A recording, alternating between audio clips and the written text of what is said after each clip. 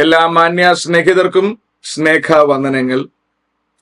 അമേരിക്കയിൽ ഡൊണാൾഡ് ട്രംപിന്റെ വരവോടുകൂടി ലോക പൊളിറ്റിക്സിൽ ഒരു വല്ലാത്ത വ്യതിയാനം സംഭവിക്കുകയാണ്. യുദ്ധകലുഷിതമായി നിൽക്കുകയാണ് ലോക രാജ്യങ്ങൾ. നമുക്കറിയാം, ഉക്രൈനും റഷ്യയും തമ്മിലുള്ള യുദ്ധം ആരംഭിച്ചിട്ട് 2 കൊല്ലം കഴിയുന്നു. ഇസ്രായേലും ഹമാസും ചുറ്റുപാടുമുള്ള മറ്റിതര സംഘടനകളുമായിട്ടുള്ള യുദ്ധം ആരംഭിച്ചിട്ട് 1.5 കൊല്ലമാകുന്നു. ഇങ്ങനൊരു വല്ലാത്ത ഘട്ടത്തിൽ നിൽക്കുന്ന സമയത്താണ് അമേരിക്കയിൽ ഡൊണാൾഡ് ട്രംപിന്റെ സ്ഥാനക്കയറ്റം. ഈ സ്ഥാനക്കയറ്റം ലോക പൊളിറ്റിക്സിൽ ഒരു ട്രമൻഡസ് ചേഞ്ച് വരുത്തിയിരിക്കുകയാണ്. ഒരറ്റത്ത് നിന്ന് നമ്മൾ നോക്കിയാൽ അമേരിക്കയിൽ പ്രസിഡന്റായി ഡൊണാൾഡ് ട്രംപ് 2ാം വട്ടം അധികാരത്തിലെത്താൻ പോകുന്നു. അവര് പറയുകയാണ്, ഞങ്ങൾ നാറ്റോയിൽ നിന്ന് മാറാൻ ആഗ്രഹിക്കുകയാണ്, നാറ്റോയ്ക്ക് ഇനി സപ്പോർട്ട് ചെയ്യുന്നത് അവസാനിപ്പിക്കുവാൻ ആഗ്രഹിക്കുകയാണ്. അത് നാറ്റോ ഗ്രൂപ്പിന് ഒരു പ്രതിസന്ധി ഉണ്ടാകും. അതുകൊണ്ട് തന്നെ നാറ്റോയിലുള്ള എല്ലാവരും അമേരിക്കയുടെ വറുതിയിൽ നിൽക്കാനുള്ള സാധ്യത കൂടുതലാണ്. അവിടെ നിന്ന് ലിങ്ക് ചെയ്ത് ഉക്രൈനോട് യുദ്ധം അവസാനിപ്പിക്കാൻ ആവശ്യപ്പെടുന്നു. ഉക്രൈൻ യുദ്ധം അവസാനിപ്പിക്കാൻ തയ്യാറാകുന്നു. റഷ്യയും അതിന് തയ്യാറാകുന്നു. പക്ഷേ റഷ്യ പിടിച്ചെടുത്ത ഭാഗങ്ങൾ വിട്ടുകൊടുക്കാൻ തയ്യാറല്ല. ഉക്രൈൻ എന്നാലും കുഴപ്പമില്ല, യുദ്ധം നിർത്തിക്കൊള്ളാൻ ആവശ്യപ്പെടുകയാണ്. അമേരിക്കയിൽ നിന്ന് ലഭ്യമാകേണ്ടുന്ന സപ്പോർട്ടുകൾ വാസ്തവത്തിൽ ഉക്രൈന് ഈ ഒരു ഘട്ടത്തിൽ ആവശ്യമാണ് താൻ. അങ്ങനെ ആ ഭാഗം ക്ലിയർ ആവും. മധ്യ ഏഷ്യയിലേക്ക് വരുമ്പോൾ ഇസ്രായേലും ഹിസ്ബുള്ളയും തമ്മിലുള്ള യുദ്ധം അവസാനിപ്പിക്കുന്ന ഒരു ഘട്ടത്തിലേക്ക് എത്തി, അല്ലെങ്കിൽ താൽക്കാലിക വെടിനിർത്തലിലേക്കെങ്കിലും എത്തി എന്നുള്ളത് ഒരു നല്ല കാര്യമാണ്. അങ്ങനൊരു ഘട്ടത്തിലേക്ക് എത്തുവാൻ ഇസ്രായേലിനോ ഹിസ്ബുള്ളയ്ക്കോ കാരണമാകുന്നത് ഇവർ തമ്മിലുള്ള കൃത്യമായ ഒരു അന്തർധാരയാണ്.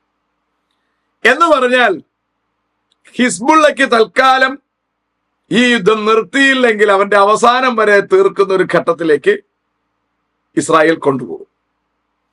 ഹിസ്ബുള്ളയ്ക്ക് കുറച്ച് ഭാഗങ്ങൾ നഷ്ടമായി എങ്കിലും യുദ്ധം ഇപ്പം നിർത്തേണ്ടത് അത്യാവശ്യം തന്നെയാണ്. അപ്പോൾ അമേരിക്കയുടെ നേതൃത്വത്തിൽ ആ യുദ്ധം വെടിനിർത്തലിലേക്ക് കൊണ്ടുപോകും. അപ്പോൾ ഇസ്രായേലിനുണ്ടാകുന്ന നേട്ടം സിറിയയിലേക്ക് കടന്നുള്ള നേട്ടമാണ്. സിറിയയിലെ ഗോലാൻ കുന്നുകൾ 2016 മറ്റോ ആണ് ഇവർ പിടിച്ചെടുക്കുന്നത്. പക്ഷേ 8 കൊല്ലം കഴിഞ്ഞിട്ടും ആ ഗോലാൻ കുന്നുകളിൽ ചെന്ന് അവിടുത്തെ സമ്പത്ത് കൈക്കലാക്കാൻ ഇസ്രായേലിന് കഴിയുന്നില്ല. കാരണം ആ ഭാഗം മുഴുവൻ ക്ലോസ് ചെയ്ത് ഹിസ്ബുള്ള നിൽക്കുകയാണ്. അപ്പൊ ഹിസ്ബുള്ളയുമായി ഇപ്പൊ നടത്തുന്ന ധാരണയിൽ ഗോലാൻ കുന്നുകളിലേക്ക് കടക്കാൻ ഇസ്രായേലിന് അനുവാദം കൊടുത്തുകൊണ്ട് വെടിനിർത്തലാണ് ഇപ്പോൾ ക്രമീകരിച്ചത്. അപ്പോൾ ഇസ്രായേലിനുണ്ടായ നേട്ടം, ഗോലാൻ കുന്നുകളിലെ സമ്പത്തുക്കൾ ഇസ്രായേലിന് സ്വയമാക്കാം.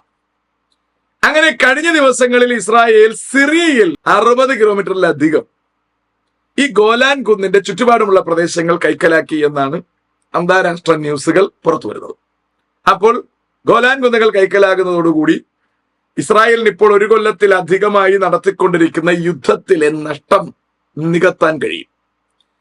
അടുത്ത താഴേക്ക് വന്നാൽ, ഇനി സിറിയയിലേക്ക് നമുക്ക് പിന്നെ കിടക്കാം, താഴേക്ക് വന്നാൽ ഗാസ ചുറ്റുപാടുമുള്ള പ്രദേശങ്ങൾ, ഇസ്രായേൽ പിടിച്ചെടുത്ത ഭാഗങ്ങൾ ഇസ്രായേലിനുണ്ടാവും. അപ്പോൾ ഇസ്രായേലിന്റെ വിസ്തൃതി വർധനവ് സംഭവിച്ചിരിക്കുന്നു. അടുത്ത് അവിടെ ഒരു സ്വതന്ത്ര പാലസ്തീൻ രൂപീകരിക്കാൻ 150-ലധികം രാജ്യങ്ങൾ കഴിഞ്ഞ ദിവസം സൈൻ ചെയ്ത് കഴിഞ്ഞു. ഇന്ത്യയും അതിൽ സൈൻ ചെയ്ത് കൊടുത്തിരിക്കുകയാണ്. അപ്പൊ സ്വതന്ത്ര രാഷ്ട്രമായി പാലസ്തീനെ അനുവദിക്കുന്ന ഒരു ഘട്ടം വന്നെത്തി. അപ്പോൾ ഇവിടെ ഇസ്രായേലിന് നഷ്ടമൊന്നും ഉണ്ടായില്ല. ഇസ്രായേലിന് അവരുടെ അതിർത്തി വിശാലപ്പെടുത്താൻ കഴിഞ്ഞു. ഹിസ്ബുള്ളയുമായുള്ള യുദ്ധം ഒന്ന് പിടിച്ചു നിർത്തിയത് കൊണ്ട് തന്നെ ഗോലാൻ കുന്നുകളിലേക്കും സിറിയയുടെ നല്ല ഭൂപ്രദേശങ്ങളിലേക്കും യാത്രയാകാൻ ഇസ്രായേലിന് കഴിഞ്ഞു. പാലസ്തീനെ തൽക്കാലത്തേക്ക് വിട്ടുകൊടുത്തു എങ്കിലും അവിടെ ഒരു തൽക്കാലം ഒരു സമാധാന അന്തരീക്ഷം ഉണ്ടാകും. അപ്പോൾ തന്നെ ഇസ്രായേലിന്റെ തടവുകാരെ വിട്ടുകൊടുക്കുവാൻ അമേരിക്കയുടെ കൃത്യമായ സ്വാധീനത്തിൽ നിൽക്കുന്ന ഖത്തർ ഇപ്പോൾ ഇടപെടുകയാണ്. അങ്ങനെയാണെങ്കിൽ മിച്ചമുള്ള ഹോസ്റ്റേജസിനെ അവർക്ക് തിരിച്ചു കിട്ടും. ഇനി ഇതിലെ പ്രധാന കക്ഷികൾ ഇറാനാണ്. ഇറാനുമായി ഒരു ധാരണയിൽ അമേരിക്ക എത്തിയിരിക്കുന്നു. ഇറാൻ അല്ലെങ്കിൽ അടിച്ച് തകർക്കുന്ന ഒരു ഘട്ടത്തിലേക്കാണ് കഥ വന്നത്. ഇപ്പോൾ ഇറാനെ യുദ്ധത്തിൽ നിന്ന് മാറിക്കൊള്ളാനും ഇസ്രായേൽ ഇറാനെ കയറി ആക്രമിക്കാതിരിക്കാനുമുള്ള ഒരു ക്രമീകരണം ഉണ്ടാവുന്നു.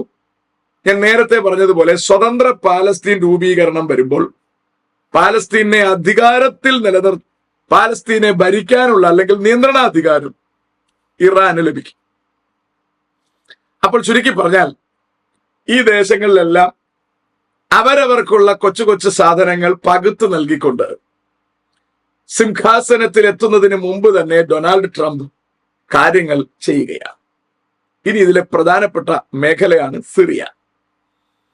സിറിയയിൽ നിന്ന് ലോകം ഭരിക്കാൻ പോകുന്ന ഏകഭരണാധികാരി അൽ മഹദി 2023 2030 ഇടയിൽ സ്ഥാനാരോഹണം ചെയ്യുമെന്നാണ് ഇസ്ലാമിക ലോകം പറയുന്നത്.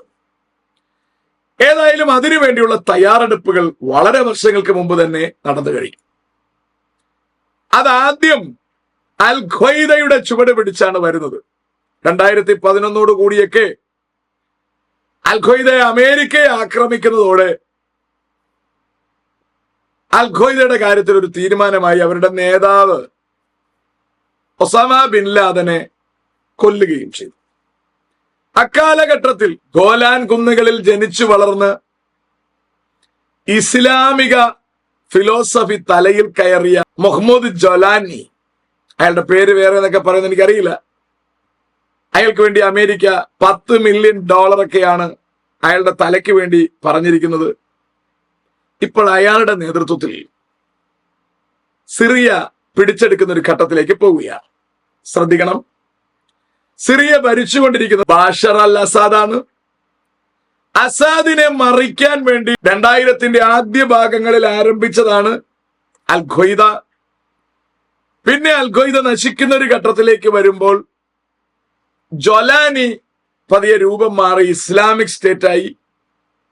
പിന്നീട് അയാൾ രൂപം മാറി HTS ആയി മാറി. ഹയ്യാ തഹ്രീർ അൽ ഷാം എന്നാണ് അതിന്റെ പേര്.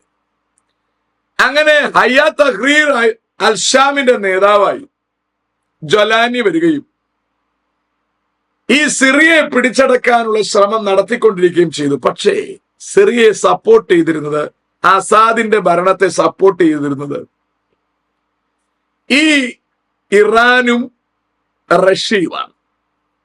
പക്ഷെ ഇപ്പോൾ ട്രംപ് ഭരണത്തിലെത്തുന്നതോടുകൂടി ഇറാനെയും റഷ്യയും അവരുടെ യുദ്ധങ്ങളിൽ, അവർ ഏർപ്പെട്ട് നിൽക്കുന്ന യുദ്ധങ്ങളിൽ നിന്ന് പുറകോട്ട് മാറ്റുകയും, അല്ലെങ്കിൽ അവർ യുദ്ധങ്ങളിൽ ഏർപ്പെട്ട് നിന്ന് അവരുടെ ആകെ പണി തീർന്നിരിക്കുന്ന ഒരു ഘട്ടമാണ്. അവർക്കടുത്ത ആയുധങ്ങൾ ഉപയോഗിക്കാൻ പറ്റാതിരിക്കുന്ന ഒരു ദൗർഭാഗ്യകരമായ അന്തരീക്ഷമാണ്. അതുകൊണ്ട് തന്നെ ആ അവസരം മുതലെടുത്തുകൊണ്ട് അമേരിക്ക ഇറാനെ പുറകോട്ട് മാറ്റി നിർത്തി, റഷ്യയെ പുറകോട്ട് മാറ്റി നിർത്തി. ഈ ജൊലാനിക്ക് സപ്പോർട്ട് കൊടുത്തിരിക്കുന്നു, അല്ലെങ്കിൽ HTSന് സപ്പോർട്ട് കൊടുത്തിരിക്കുന്നു. അങ്ങനെ അവിടുത്തെ ആസാദിന്റെ ഭരണത്തെ മറിച്ചിട്ട് അവിടെ HTSന് ഇവർ അവസരം കൊടുത്തു. അതാണ് കഴിഞ്ഞ ഒരു 6-7 ദിവസത്തിന് മുമ്പ് സിറിയയുടെ അലാപ്പോ സിറ്റി, അത് ദമസ്കസ് കഴിഞ്ഞാൽ അടുത്തു വരുന്ന പ്രധാനപ്പെട്ട സിറ്റിയാണത്, അത് അവർ കൈക്കലാക്കി. അവിടെ നിന്ന് മുൻപിലോട്ട് വന്ന് പല ഭാഗങ്ങളും കൈക്കലാക്കി. ഇന്നലെ ഞായറാഴ്ച രാവിലെ ദമസ്കോസും പിടിച്ചു. അതോടുകൂടി ബാഷർ അൽ അസാദ് സ്ഥലം വിട്ടു. അങ്ങനെ സിറിയയുടെ നിയന്ത്രണം ഇപ്പോൾ HTSന്റെ കയ്യിലേക്ക് വന്നു.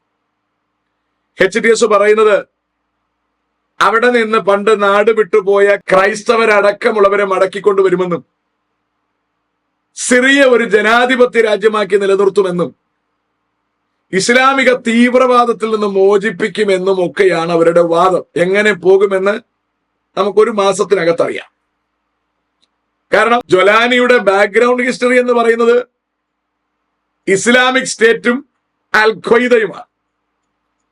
അപ്പോൾ അതിൽ നിന്നൊരു മാനസാന്തരം പുള്ളിക്ക് വന്നിട്ടുണ്ടോ എന്ന് നമുക്കറിയില്ല.